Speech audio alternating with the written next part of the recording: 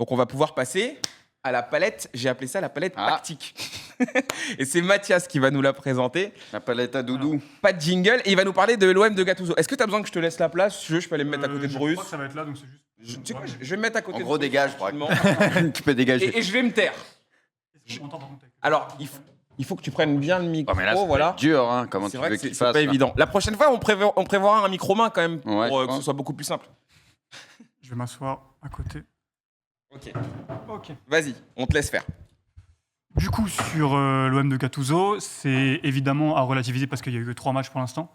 Donc c'est quand même un échantillon assez faible. Il y a quand même de bonnes choses qui sont à montrer, si elles se montrent. Ça va partir. Donc la chose qui est la plus importante à comprendre déjà, c'est qu'on voit le 4-3-3. 4-3-3 qui avait été pas mal réclamé par les supporters marseillais, notamment avant avec Marcelino. Et ce qui est très important à comprendre, c'est la position d'Harit, que j'entoure là donc avec ma petite baguette, qui est importante par rapport à quoi? Par rapport au système adverse. En fait, à Gattuso, ce qu'il fait beaucoup, c'est jouer avec Harit pour essayer de déstabiliser le bloc adverse, parce que c'est le joueur le plus déséquilibrant de l'OM aujourd'hui. Et là, on voit que contre le 4-4-2 de Brighton, ce que fait Brighton pour imposer le 3 contre 3 au milieu, c'est faire sortir le défenseur central adverse. Et donc, ce qui offre un 3 contre 3 derrière. Et si on peut passer au screen suivant, on va voir que le 3 contre 3 a offert des possibilités à l'OM, notamment là, donc on le voit très clairement, le 3 contre 3. Et ça, c'est l'action où Harit s'est fait sécher la cheville par Lamptey. Il doit avoir. Il doit y avoir rouge, voilà. Tarek Lamptey, hein, c'est ça. Ouais, exactement. Et du coup, ça a ouvert quand même des situations, parce que là, on voit du coup que Dunk, qui devait sortir sur lui, va sortir sur Harit, mais quand il est lancé à cette vitesse-là, comme ça, il est impossible à arrêter, du moins pour un joueur de ce calibre-là.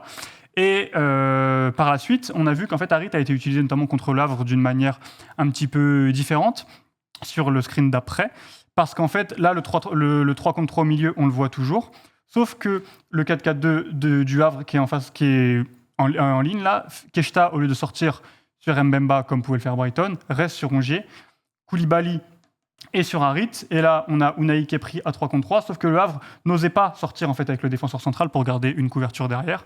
Et sur le screen d'après, notamment, on le voit. Voilà, là, on voit très bien Gauthier Lloris qui n'ose pas sortir. Forcément, quand le Havre va chercher plus haut, ça décale tout, parce que le premier milieu est sur le défenseur central, le deuxième milieu est sur le milieu de l'OM. Là, voilà. Et du coup, Harit, forcément, s'est retrouvé dans cet entre-deux-là, et c'est aussi pour ça qu'il a fait un aussi gros match. Ouais. De l'espace comme ça entre les lignes. Il y a eu beaucoup d'espace, et c'est un joueur qui peut se retourner dans la densité, etc. Donc forcément, ça pour lui, c'était du pain béni. Ce qu'on voit aussi beaucoup avec l'OM, c'est les sorties côté gauche, ce qu'on va voir tout de suite.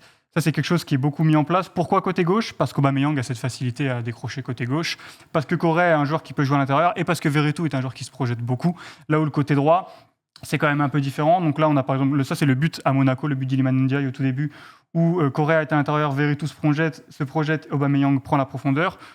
Sur l'image d'après, on a des images contre le Havre, où là, c'est Ismaïla Sarr qui est à l'intérieur et Aubameyang qui est sur le côté gauche. Et sur celle d'après, on a encore, pareil, Ismaïla Sarr qui quitte sa ligne pour aller à l'intérieur, Aubameyang qui prend la profondeur et Murillo qui prend son couloir. Ça, c'est quelque chose qui peut être intéressant avec le retour de Lodi aussi, parce que Renan Lodi a un profil quand même plus offensif que Murillo. Murillo est droitier, il est latéral droit, donc à gauche, forcément, pour son couloir, c'est compliqué.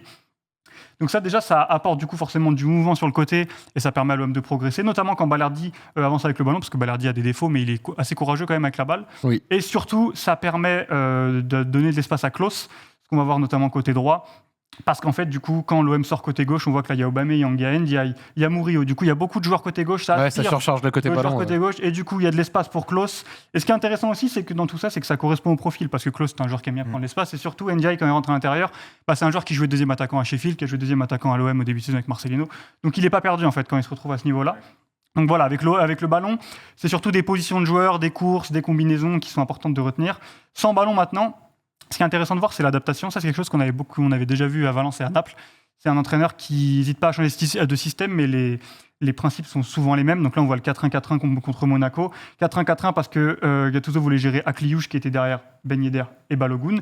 Donc forcément, ça permettait à Rongier de gérer Akliouche. On a vu aussi contre le Havre, l'OM en 4-4-2, donc sur l'image d'après, en 4-4-2, et cette fois, donc là, les deux lignes de 4 et les deux devants sont plus clairs. Il n'y a pas ce joueur entre les lignes parce que le Havre jouait avec une pointe basse, là où Monaco joue avec une pointe haute, donc pas forcément d'avoir ce joueur entre les lignes. Et contre Brighton, ce qui était super intéressant, je ne sais pas si vous avez vu Aston Villa-Brighton, Oui. 6-1. Oui. Ce qui est intéressant, en gros, ce qu'il faut retenir, Brighton, c'est que Pour sortir le ballon, ils attendent qu'un joueur vienne presser le gardien et après, il y a plein de passes à l'intérieur qui se libèrent. Oui, c'est ce qu'ils font. Voilà. On a vu plein de clips de Brighton. Justement. Exactement. Ouais. Et ce que Gattuso a été là où c'est super intéressant, c'est que ça se voit qu'il a vu ce match parce qu'en gros, il a dit à ses deux attaquants de ne pas sortir. Jamais. Je ne sais pas si vous avez vu ce match, Oui. mais il y a eu 20 secondes, 25 secondes où le gardien avait le pied sur le ballon et il venait pas.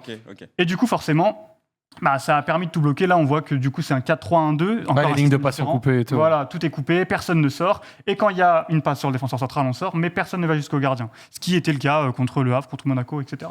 Maintenant, pour le pressing, ce qui est intéressant de voir aussi, c'est qu'il y a une constante tout le temps pour le pressing de Monaco. Je crois que sur les screens d'avant, la résultante en fait, du fait de ne pas sortir sur le gardien, c'est que du coup, ils ont fait décrocher un joueur en plus pour avoir un 3 contre 2. Okay. 3 contre 2, là, d'accord, ils ressortent le ballon plus rapidement, mais ils n'ont pas ce joueur qui est devant. Rongier peut coulisser, surtout que Rongier, c'est son meilleur poste, là où il peut un peu colmater les brèches, etc. Et donc ça, c'était super intéressant. Est-ce que donc pour le pressing maintenant, ce que je disais tout à l'heure, sur l'image d'après, l'OM a un déclencheur qui est littéralement tout le temps le même, c'est que dès que la passe part sur le côté, que ce soit le central ou le latéral, l'OM déclenche. Là, on le voit très clairement. Ndiaye part sa course. La ligne défensive est plus agressive. Et tout le monde déclenche. Ce qu'on voit aussi beaucoup, c'est Aubameyang orienter le pressing donc vers cette zone-là. Ce qui est intéressant aussi, c'est que cette zone, elle est souvent orientée vers le côté droit de l'OM. Pourquoi ? Parce qu'Ndiaye a un volume de jeu plus conséquent que Correa. Alors là, maintenant qu'il y a Sarr qui est revenu, ça va peut-être être différent. Mais quand c'était Correa, c'est pour ça que, en tout cas, Ndiaye a notamment été aligné à droite. Donc là, on voit que Ndiaye sort sur le troisième central à gauche. Sur l'image d'après, on verra que contre Le Havre, c'est toujours les mêmes principes. Il sort sur le latéral qui est hors champ, mais Ndiaye va sortir sur le latéral avec Aubameyang qui vient enfermer. Donc voilà, ça c'est des choses qu'on a beaucoup vu sur le pressing. C'est une équipe qui sort haut, en nombre, et le système s'adapte à chaque fois. Gattuso s'adapte au système adverse. Maintenant, les axes de progression, parce qu'il y en a encore beaucoup, logiquement, c'est une équipe qui avait pas mal de lacunes avant. La première lacune la plus criante, c'est l'espace dans le dos de la première ligne. Alors là, je pense humblement que c'est l'erreur de Rongier, puisque Mbemba a suivi Fati. Rongier aurait dû être là, mais tu peux aussi dire que Harit et Aubameyang ferment quand même très mal la ligne de passe. Oui, parce qu'ils sont un peu trop collés. Exactement. Ouais. Daoud peut se retourner et avancer. On a aussi eu la même chose contre Le Havre, un exemple encore plus criant, où cette fois c'est Harit qui ne va pas fermer sur l'image d'après. Harit ne va pas fermer et il va y avoir ce joueur-là qui était Touré, je crois, qui va avoir un espace monumental. Voilà, là on le voit très clairement. La passe, elle peut faire très mal. Harit a voulu anticiper. Ouais. Ces erreurs dans le dos du pressing, c'est quelque chose qu'on voit aussi dans le dos de la deuxième ligne, qu'on va voir sur les erreurs d'après. Voilà, là c'est le but contre Monaco par exemple. C'était un coup franc ici qu'on a joué avec Fofana, qui va jouer avec Akliouche. Sur un coup franc comme ça arrêté, tu peux pas te faire transpercer comme ça. C'est pas possible. Ouais, t'as une ligne de 4. Et là, Rongier est clairement aspiré par Ben Yedder. Avec un séance entre les lignes, c'est ça. Où Rongier doit prendre Rongier aspiré par Ben Yedder. Peut-être que Correa doit être un peu plus bas, peu importe, mais tu peux pas toucher aussi facilement Akliouche. Donc ça, c'est dans le dos de la deuxième ligne. Et on a eu la même chose contre Brighton. Avec Verretou, cette fois, Correa lui réclame tout de suite. Verretou est en retard. Donc là, on voit bien les trois joueurs qui ont décroché, comme je disais tout à l'heure.